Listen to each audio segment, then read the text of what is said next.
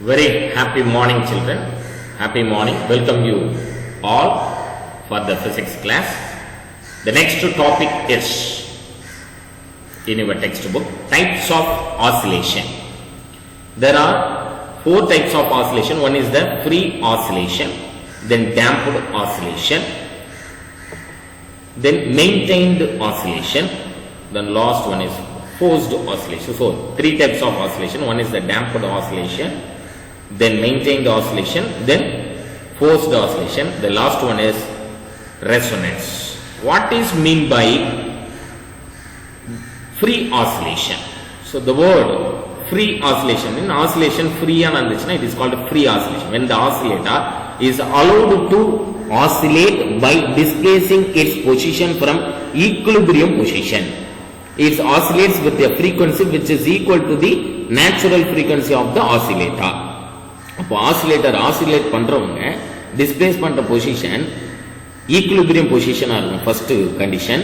Second one is then அந்த ஆப்ஜெக்ட்டுக்கு உரிய நேச்சுரல் ஃப்ரீக்வன்சிக்கு ஈக்குவலா இருந்துச்சுன்னா this oscillation is called free oscillation or free vibration. In this case in the amplitude, frequency and the energy of the vibrating object remains constant. Which one is constant? Amplitude, frequency and the energy of the vibrating object remains constant. Examples: vibration of tuning fork. லேப்ல நீங்க பாத்தீங்கன்னா tuning fork 9th standard எல்லாம் பார்த்திருப்போம். நம்ம vibration of a tuning fork, vibration in a stretched string. ஒரு string stretch பண்ணி, example கிட்டார்ல இருக்கிற அந்த ஸ்ட்ரிங்கை ஸ்ட்ரெச் பண்ணிட்டு இல்ல ஏதோ ஒரு ஸ்ட்ரிங்கை ஸ்ட்ரெச் பண்ணிருந்தீங்கன்னா அதுல ப்ரொடியூஸ் ஆகிற vibration in a stretched string. Oscillation of simple pendulum. Simple pendulum oscillation ஆகுது, எக்ஸ்டர்னல் ஃபோர்ஸ் எதுவும் இல்லாம அது நேச்சுரலாவே அது oscillation of a simple pendulum. The last fourth example is oscillation of a spring mass system. The next topic is damped oscillation. Next topic is damped oscillation. Simply says damped oscillation na the amplitude is decreases. So ஒரு oscillation start பண்ணிவிட்டா அதுல ஏர் resistance, ஏர் இப்ப surrounding சர்ஃபேஸ்ல என்ன இருக்குன்னா ஏர் இருக்கு. Oscillation begin பண்ணியாச்சுன்னா அது oscillate ஆகும்போது ஏர் ஃபிரிக்ஷன் அதை பிளாக் பண்ணும். ஸோ ஏர் ஃபிரிக்ஷன்னால அதனுடைய ஆசிலேஷன் ஸ்பீட் டிக்ரீஸ் ஆகி அட் லாஸ்ட் பொசிஷன்ல ரெஸ்ட்டுக்கு வந்துடும். So this oscillation is called a damped oscillation. So during the oscillation of a simple pendulum, we have assumed that the amplitude of the oscillation is constant and also the total energy of the oscillator is constant. Previous case. But in reality, in a medium, due to the presence of friction and air drag, the amplitude of oscillation decreases as time progresses. So air friction இருக்கிறதுனால amplitude வந்து decreases ஆக ஆரம்பிச்சிடும். It implies that the oscillation is not sustained and the energy of the SHM decreases gradually, indicating the loss of energy. So energy என்ன பண்ணுது, அந்த air frictionனால energy loss ஆகுது. So energy lost is absorbed by the surrounding medium. This type of oscillatory motion is known as damped oscillation. So air resistance-னால energy loss ஆகி amplitude value decrease ஆகுது. So energy loss ஆகுது surrounding surface area-ல இருக்கிற resistance properties base பண்ணி. So this types of oscillation is called damped oscillation. In other words, if an oscillator moves in a resistive medium, its amplitude goes on decreasing and the energy of the oscillator is used to do work against the resistive medium. அப்போ oscillation நடக்கும்போது amplitude இனிஷியலா increase ஆகுதுன்னா என்ன அர்த்தம்னா அந்த ரெசிஸ்டிவிட்டிக்கு அகைன்ஸ்டா என்ன ஆகுது, மீடியத்துக்கு அகைன்ஸ்டா work நடக்குது. ஆனா சர்டன் டைம்க்கு ஆஃப்டர் சர்டன் டைம் அந்த ரெசிஸ்டிவிட்டினுடைய வேல்யூ இன்க்ரீஸ் ஆயிடும். ஸோ தட் இஸ் வை ஆம்ப்ளிடியூட்ன்றது டிக்ரீசஸ் ஆகும். ஸோ இனிஷியலா நம்ம ஃபோர்ஸ் கொடுத்ததுனால அந்த ஆசிலேஷன் ஏர் ரெசிஸ்டிவிட்டி ஆர் மீடியத்தில் இருக்கிற ரெசிஸ்டிவிட்டிக்கு அகைன்ஸ்டா இன்க்ரீசிங் ஆர்டர்ல போயிட்டு இருக்கும். பட் ஆஃப்டர் சம் டைம் நம்ம எக்ஸ்டர்னல் எனர்ஜி கொடுக்கறத ஸ்டாப் பண்ணதுனால எக்ஸ்டர்னல் ஃபோர்ஸ் வந்து இனிஷியேட் பண்றதுக்கு மட்டும் தான் நம்ம யூஸ் பண்ணதுனால ரெசிஸ்டிவிட்டி வந்து after some time resistivity value is increase ஆகும்போது automatically what happens, amplitude value is decreases. இங்க பாத்தீங்கன்னா டயக்ராம்ல நீங்க பார்க்கலாம், இனிஷியலா நம்ம கொடுத்த ஃபோர்ஸ்னால ஆசிலேட் பண்றதுக்கு ஸ்டார்ட் பண்ண உடனே ஆம்ப்ளிடியூட் மேக்ஸிமம், போக போக ஏர் ரெசிஸ்டன்ஸ் இருக்கிறதுனால ஆம்ப்ளிடியூட் வேல்யூ மினிமம் ஆயிடும். The motion of oscillator is said to be damped, and in this case the resistive force or damping force is proportional to the velocity of the oscillator. அப்போ resistive forceக்கும் velocity of the oscillationக்கும் proportionality இருக்கு. velocity of the oscillation is increases na resistive force decreases, sorry increases. resistivity force வந்து increases ஆகும்போது velocity of the oscillation increases, ரெண்டுமே increase ஆகும். But after some time velocity of the oscillator உடைய value decreases ஆயிட்டே இருக்கும். எப்பனா resistivity force வந்து dominate பண்ணும். so this is the damped oscillation. அப்படினா என்ன, initial amplitude increase ஆக இருக்கும், air resistance surroundingல இருக்கிற air resistanceனால amplitude oscillate ஆகிறது வந்து decrease ஆகிட்டே வரும். that is amplitude is decreases is called a damped oscillation. example of damped oscillation is the oscillation of a pendulum oscillating inside the oil filled container. oil filled container போய் ஒரு oscillation வந்துனா டெஃபினட்டா oil என்ற frictional force அதுல apply பண்ணி oil friction activate பண்ணி அதனுடைய பெண்டுலத்தினுடைய oscillation degrees பண்ணிடும். that is amplitude value is decreased. second one is electromagnetic oscillation in a tank circuit. tank circuit na output again என்னவா ஆகும்னா input ஆகும். at certain time வந்து output நோட value decrease ஆக input value decrease ஆகும். so electromagnetic oscillation in a tank circuit. then the last one is oscillation in a deadbeat and ballistic galvanometer. deadbeat galvanometerல same type நடக்கும்.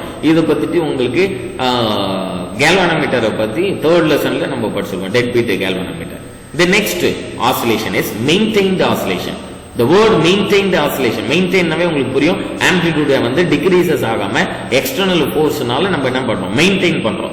while playing in spring the oscillation will stop after a few cycle. this due to the damping. damping na resistivity நால resist ஏதோ ஒரு resist பண்றதுனால அது damp ஆகும். to avoid damping we have to supply a push to sustain oscillation.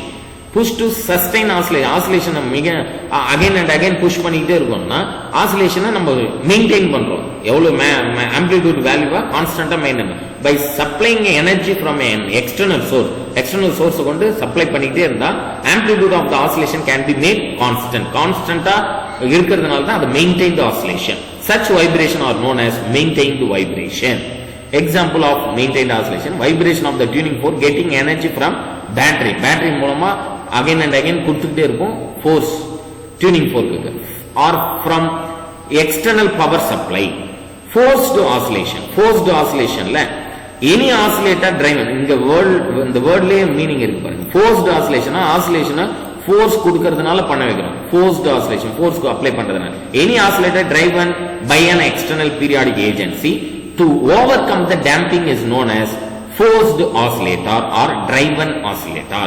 drive பண்றோம், force கொடுத்து அதை என்ன பண்றோம், oscillate பண்றோம். in this type of vibration the body executing vibration initially vibrates with its natural frequency and due to the presence of external periodic force. external periodic force னா கண்டினியூஸா same interval of டைம்ல ஒரு force apply பண்ணிட்டே இருக்கும், அதனால அந்த oscillation கண்டினியூஸா நடக்கும். the body later vibrate with the frequency of the applied periodic force. such vibration are known as forced vibration. அப்ப அந்த ஃபோர்ஸை ரெகுலரா ரிப்பீட்டடா ஒரு பீரியாடிக்கா நம்ம ஃபோர்ஸ் அப்ளை பண்ணிட்டே இருந்தோம்னா அந்த ஆசிலேஷன் கண்டினியூஸா நடந்துக்கும். It is called forced oscillation. example, sound board of string instrument. இப்போ string instrument நம்ம கண்டினியூஸா ஒரு எக்ஸ்டர்னல் ஃபோர்ஸ் கொடுத்துட்டே இருப்போம், கான்ஸ்டன்ட்டா மெயின்டைன் பண்ணும்போது அதுல இருந்து நமக்கு இன்ஸ்ட்ருமெண்ட்ல இருந்து நமக்கு கரெக்டான சவுண்ட் நமக்கு வரும். That is called forced oscillation. Next resonance. ரெசோனன்ஸ்னா நேச்சுரல் ஃப்ரீக்வன்சிக்கும் எக்ஸ்டர்னல் பீரியாடிக் ஃபோர்ஸுக்கும் உள்ள ஒரு ஈக்குவல் தான் வந்துட்டு ஈக்குவலா மெயின்டைன் பண்றோம்னா it is called resonance.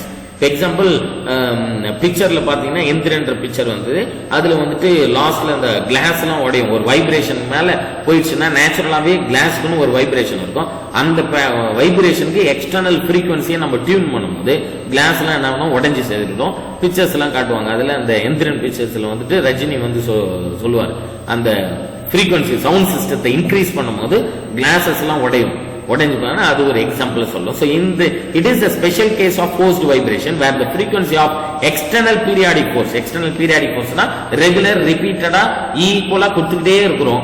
matches with the natural frequency அது maximum natural frequency அது மேட்ச் ஆகும்போது of the vibration body driven, as a result the oscillation body begins to vibrate such that its amplitude increases, higher level la போய்டும் ampere at each step, and ultimately it has a large amplitude என்ன ஆயிடும், very large ஆயிடும். Such a phenomenon is known as resonance, and the corresponding vibration are known as resonance vibration. அதுதான் நம்ம resonance vibration சொல்றோம். அது resonance என்ற word use பண்ணி example breaking of glass due to sound. இப்போ சவுண்ட் நம்ம ஒரு லிமிட்டுக்கு மேல கொடுத்தோம்னா கிளாஸ் என்ன ஆயிடும், உடைஞ்சிடும். அதுதான் அந்த எக்ஸாம்பிள் சொன்னேன். பிக்சர் ஒரு example. This is the last topic of oscillation. So this is very very important lesson, oscillation. This is the last topic. Next class let me start the new lesson. The new lesson topic 11th lesson, I think, last lesson. One more lesson is pending, that is the 8th lesson. After finishing this 11th lesson, definitely we will focus the 8th lesson, heat and thermodynamics lesson. This 11th lesson topic is waves. So next class we discuss about the unit number 11, waves lesson. Thank you very much children. Thank you very much for your cooperation.